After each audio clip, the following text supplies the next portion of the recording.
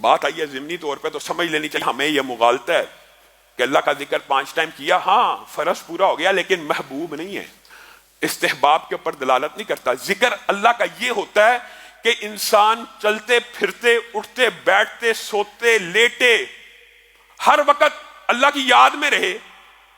ہاں سبحان اللہ کہنا، الحمدللہ کہنا، ان کے فضائل ہیں، انکار نہیں ہے، کوئی انکار نہیں ہے، لیکن سبحان اللہ الحمدللہ کے بغیر بھی انسان ذاکر بن سکتا ہے۔ کس طرح؟ اگر اللہ یاد ہے۔ ہم نے سمجھا کہ صرف زبان سے سبحان اللہ کہہ دیا، الحمدللہ کہہ دیا، اللہ اکبر، یہ تو ذکر ہے، اور ہم زبان خاموش ہے، اور اللہ رب العزت کی یاد انسان کے دل میں ہے، اور اس کی یاد کی وجہ سے اور اس کے سامنے پیشی کے خوف کی وجہ سے انسان اپنے اعمال کو درست کر رہا ہے، یہ ذکر سے باہر ہے؟ ہرگز نہیں۔ امام مجدد الافسانی رحمہ اللہ نے مکتوبات کے اندر ایک بڑی لطیف بات لکھی ہے، شیخ ارشاد اللہ قصری صاحب کا میں درس سن رہا تھا، انہوں نے اس بات کا ذکر کیا، سبحان اللہ، ان علماء کی آپ کو تقاریر سننی چاہیے، یہ جو اپنے دور کے محدث ہیں، آج ہم کن لوگوں کے پیچھے پڑ گئے ہیں۔ بات آئے گی، کبھی موقع ملے گا انشاءاللہ اس بات کا بھی ذکر کریں گے۔ انہوں نے کہا، مجدد الافسانی نے مکتوبات کے اندر ایک بڑا لطیف نقطہ بیان کیا، کیا؟ ایک بندہ تجارت پہ جا رہا ہے، دکان پہ جا رہا ہے، اور دکان پہ سبحان اللہ، اللہ اکبر، الحمدللہ پڑھتا جا رہا، پڑھنا چاہیے، لیکن حرام بھی کما رہا ہے، ناپ تول میں کمی بھی کر رہا ہے، فراڈ بھی لگا رہا ہے، جھوٹ بھی بول رہا ہے، کمائی کے وہ ذرائع استعمال کر رہا ہے جو اللہ نے منع کی ہیں، تو یہ بنیادی طور پہ ذکر کے فلسفے سے غافل ہے، اس کو پتہ ہی نہیں ذکر کہتے کس کو ہے۔ ذکر صرف زبان چلانے کا نام نہیں ہے، ذکر اللہ کی یاد میں مستغرق رہنے کا نام ہے، چاہے زبان سے کوئی لفظ ادا ہو رہا ہے یا نہیں ادا ہو رہا۔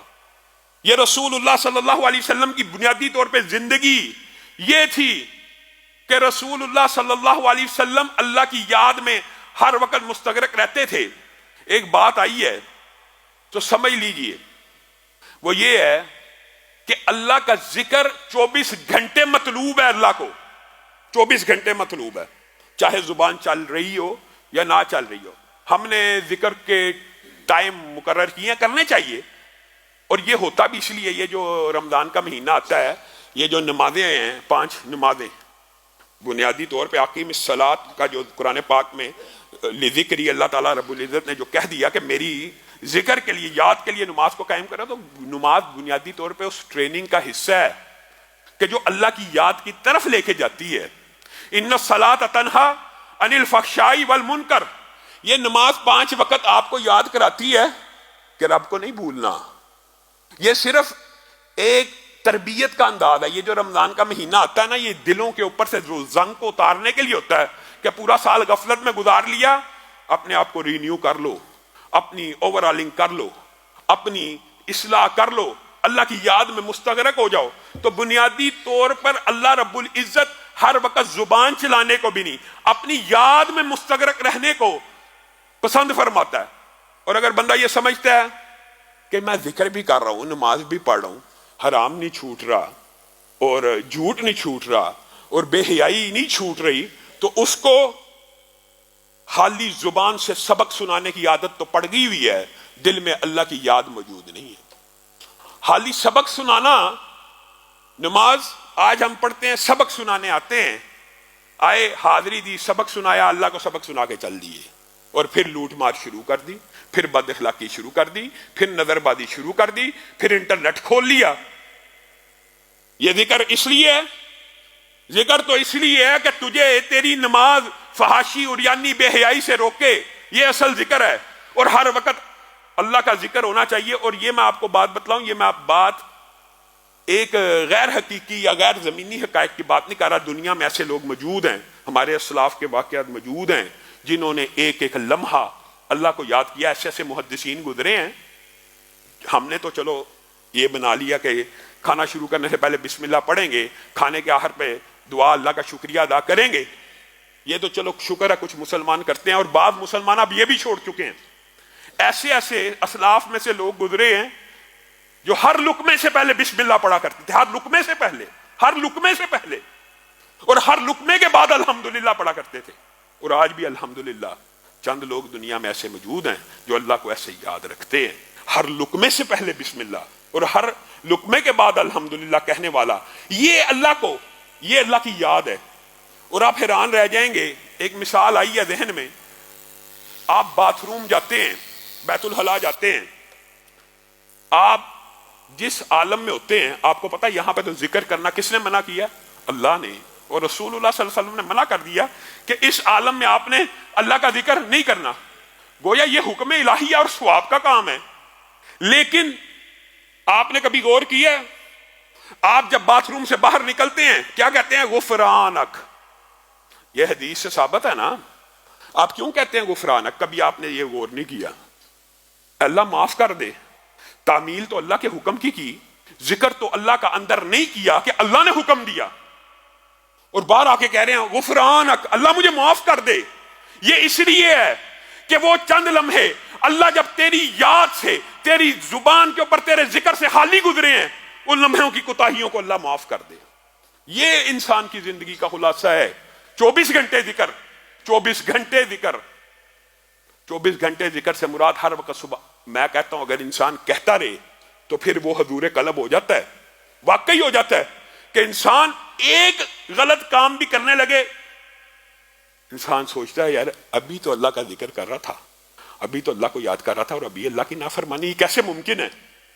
یہ نہیں ہونی چاہیے۔ اسی طرح رسول اللہ صلی اللہ علیہ وسلم نے، اور میرے ذہن میں امام داؤد بن ابی ہند کا واقعہ آگے ایسی بات نہیں ہے، یہ اللہ رب العزت نے بھی تو قرآن پاک میں کہہ دیا نا، رجال لا تلہیہم تجارت ولا بیع عن ذکر اللہ، ہیں اللہ کے کچھ بندے، اللہ بھی کہہ رہا ہے، اور مولویوں کو نہیں کہہ رہا، علماء کے بارے میں نہیں کہہ رہا، علماء کے بارے میں بھی فضائل کی آیتیں ہیں، لیکن یہاں پہ اللہ تعالیٰ کیا کہہ رہا ہے؟ رجال، بعض تاجر بھی ایسے ہیں، لا تلہیہم، ان کو غافل نہیں کرتی تجارت، ان کو غافل نہیں کرتی خرید و فروخت اللہ کے ذکر سے۔ یہ ہے وہ تجارت، یہ ہے وہ محبوب مقام۔ اور امام داؤد بن ابی ہند کے بارے میں آتا ہے، سبحان اللہ، 40 برس تک ایسے دو اعمال کرتے رہے جس کی خبر کسی کو نہ ملی، کسی کو نہیں تھی پتا، 40 سال بعد پتا لگی۔ ایک عمل یہ تھا، صبح اٹھتے پانی کے چند گلاس پیتے، اور بیوی گھر سے کھانا دوپہر کا پیک کر دیتی، دوپہر کا کھانا لے کے چلتے، رستے میں جو مفلوق الحال، جو بھوکا، جو تنگ دست نظر آتا اس کو کھانا کھلا دیتے، واپس آتے شام کا کھانا گھر آ کے کھا لیتے۔ 40 برس تک اس روزے کا کسی کو پتہ نہ لگا، 40 برس بعد یہ بات افشا ہو گئی۔ یہ اللہ کا ذکر، یہ اللہ کی یاد۔ ہم نے کس چیز کو اللہ کی یاد سمجھا ہوا؟ سیرو ھذا جمدان سبق المفردون، رسول اللہ صلی اللہ علیہ وسلم ایک پہاڑ کے قریب سے گزرے تو کہنے لگے سیرو ھذا جمدان، یہ جمدان نامی پہاڑ ہے، سبق المفردون، مفردون سبقت لے گئے۔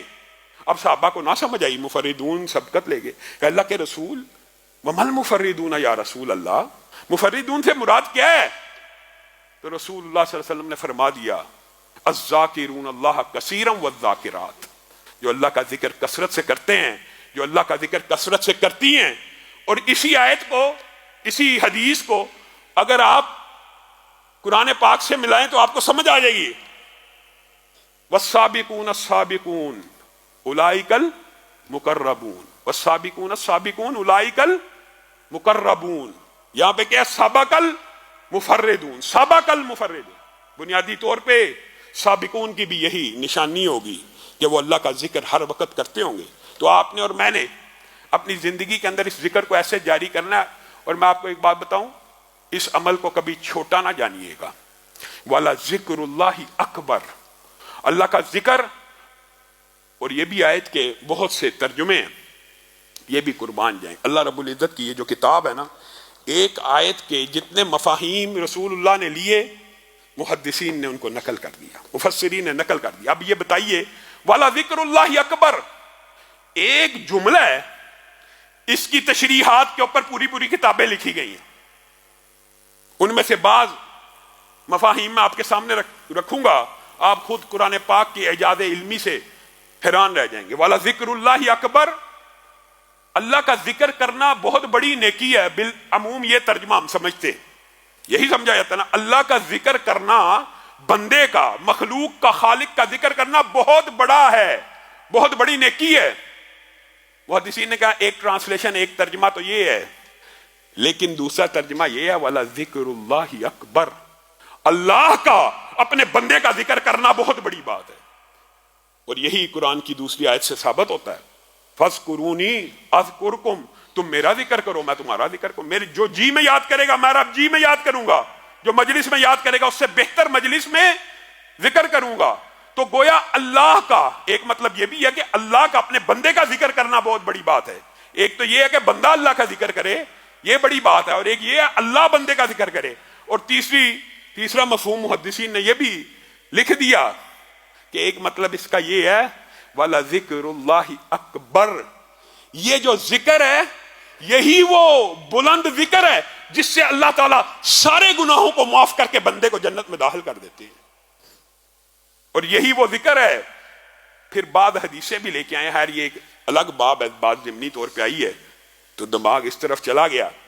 یہ ایک مکمل موضوع ہے کہ نبی کریم صلی اللہ علیہ وسلم نے سنن ابن ماجہ کی حدیث حضرت ابو درداء کی کہہ نہیں تھا دیا کہ سونے چاندی کے پہاڑ خرچ کرنے سے فرشتوں کے ہاں، اللہ کے ہاں بڑا محبوب ایک عمل ہے، اس سے بھی بہتر ہے کہ تم جہاد فی سبیل اللہ کرو، کافر تمہاری گردنیں کاٹے تم ان کی گردنیں کاٹو، اس سے بھی بہتر ایک عمل نہ بتلاؤں؟ صحابہ نے پوچھ لیا بتائیے، تو کیا کہا تھا؟ ذکر اللہ، یہ والا ذکر اللہ اکبر۔